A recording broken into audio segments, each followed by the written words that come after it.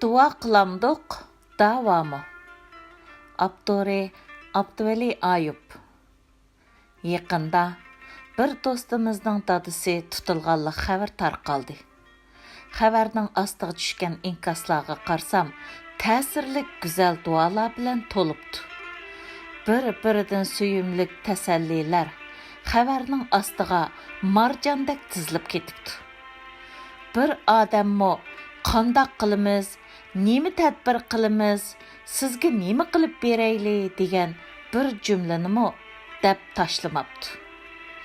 Biriga kelishmaslik yoki musibat kelsa, nima bo'lding, nimaga yig'laysan, kim haqqingni tortib oldi, qani shu mal'un jojisini berayli deb tadbir qilishning o'rniga sabr qiling, Allah osonlik bera, Allah jojisini bera, igimiz duoyimizni ijobat qilar degandek zixmo, kavobmi ko'maydigan, hech qandaq mas'uliyat yuklanmaydigan, hech kimga tegib ketmaydigan, yumloq gaplarni qilib, bir-birimizga yaxshilik qilib emas, yaxshi ko'rinib yashaydigan odat menga bakmi g'alati tuyuladi. Peshkanlikka, azobga, og'riqqa davo qilmay, duo qiladigan, haqsizlikka uchraganda kishilarni davoga emas, duoga tavsiya qiladigan odatning uch vaqt g'izolanishdak umumlashib ketishi normalsiz edi. Shuning bilan bir inkas qoldirib, nafratga qoldim.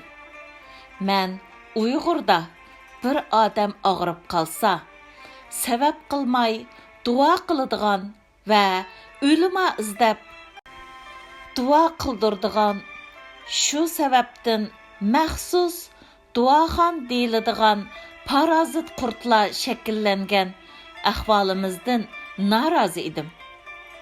Duoxon degan so'zdagi xon, kitobxon, g'azalxon bilan bir qatorda o'quvchi degan ma'noda bo'lib, kitobxon kitob o'quvchi, duoxonlar duo o'quvchi degan ma'noda edi. Uyg'urda kitobxonlikning emas, duoxonlikning shahar sahrolarni qoplab bir kasbga aylanganligi, bir peshkalga duch kelganda shu sohaga xos Uyg'urcha bilimning emas, arabcha duoning tillarda yodlanishi bizning bugungi parishon, sarson, xonavayron bo'lishimizning sabablarining biri albatta. Bu sababni ichki omil deymiz. Duoxonlikning insonda paydo qiladigan salbiy ta'sirlarining pasiflik, jur'atsizlik, mas'uliyatsizlik, agashmilik, jonbaxtlik bo'ladiganligi holimizdan ma'lum. Chunki duoda bir harakat plani yo'q, sabablar haqida o'ylanish yo'q, qutulish haqida tirishchanlik yo'q. Biz duoda dardimizni Allohga to'kib, vazifalarni Allohga yuklab, mas'uliyatlarni Allohga topshirib, zulmlarni Allohga so'zlab, zolimlarni Allohga tillab berib, xotirjam yetib uxlab qolamiz. Agar undaq qilmayotimiz desak, tövendagi selishtirmaga qarab baqayli. Dünya 1 milliondan ortiq Uyg'urning tutilganligidan besaramjon bo'lib ketgan bilan Uyg'urdan men zulmga uchirdim deb muxbir bilan ko'rishgan kishi 100 ga yetmaydi. Sinliq guvohlik bergan kishi 120 dan oshmaydi.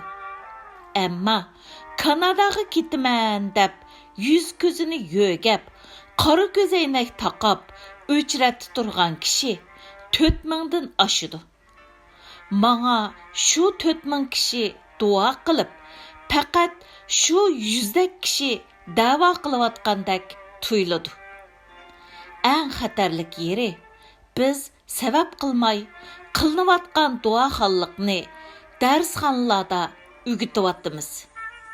O'zimizdagi amalsiz duoxonlikni balalarga miros qoldirayotganligimiz biz ko'ngan passiv tilnish, yalvurish, yo'nalishni avlodlarimizga singdirayotganligimiz uchun bugunimiz emas, atimizmi tumanliq bo'lishi mumkin.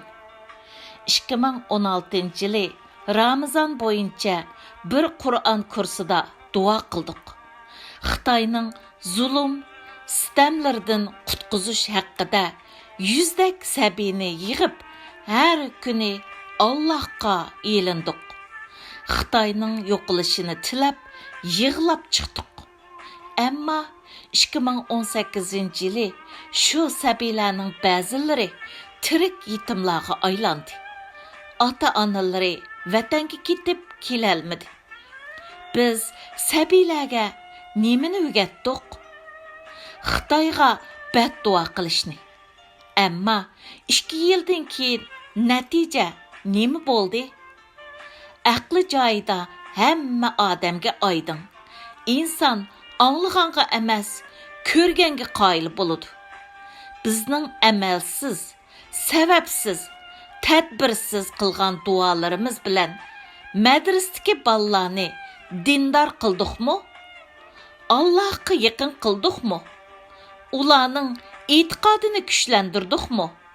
Yoki ko'rayotgan natija sabablik aksicha unum yaratdikmi? Moşundaq sabablar tüpeylidən mən əməlsiz qılınıb gəlgən duanın bizni Allah'ның, dövlətlərinin və başqa millətlərinin aldıda passib yardım tələb qılğıcı, toxtumay tiləngücü, müddətsiz yöləngücü qılıb qoyuvatqanlığıdan narazı idim. Həqiqi mənidiki duanın nimilikini düşənməy, Allah'ның dərgahidəki məqbul duanın qandaq bolduğanlıq haqqında oylanıbmı baxmay, özüdəki məsuliyyətsizlik, beqindiliq, işençsizlik, cüratsizlik qatarlıq passib halətni dindarlıq dəb yaşaydıgan kişilərə 2 iğiz yürək sözümni yetkizishni oylab kelivatqan edim.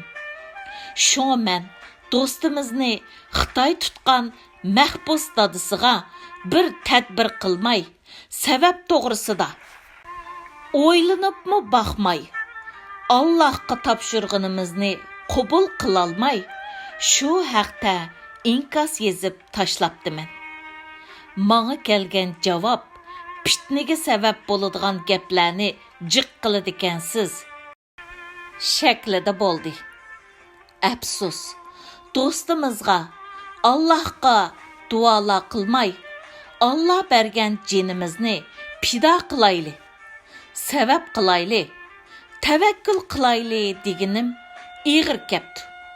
Fitnaga sabab bo'lg'idak yerginishlik so'z bo'lib tuyulibdi. Yurak bag'rimizni o'rtayotgan zulmni, texi Allah olmagan bir jonni qanday qilib butunlay Allohga topshiramiz? Balkim dostimiz fitna so'zining ma'nosini to'liq bilmesi kerak. Fitna dinimizda zulm degan ma'nodami keladi. Fitna qilayotgan, sabab bo'layotgani Xitoy Kompartiyasi, men emas. Uyg'urda va Qur'onda fitna hukmi degan maqolamda buni yozdim. Dostimiz haqiqiy fitnaga qarshi bo'lsa, meni emas, Xitoyni ayblisi bo'ladi. Men fitna qilmadim. Allah yo'qotishga buyurgan fitnaga qarshi da'vo qilyapman. Harakat qilyapman. 2018-yil 11-oyning 24-kuni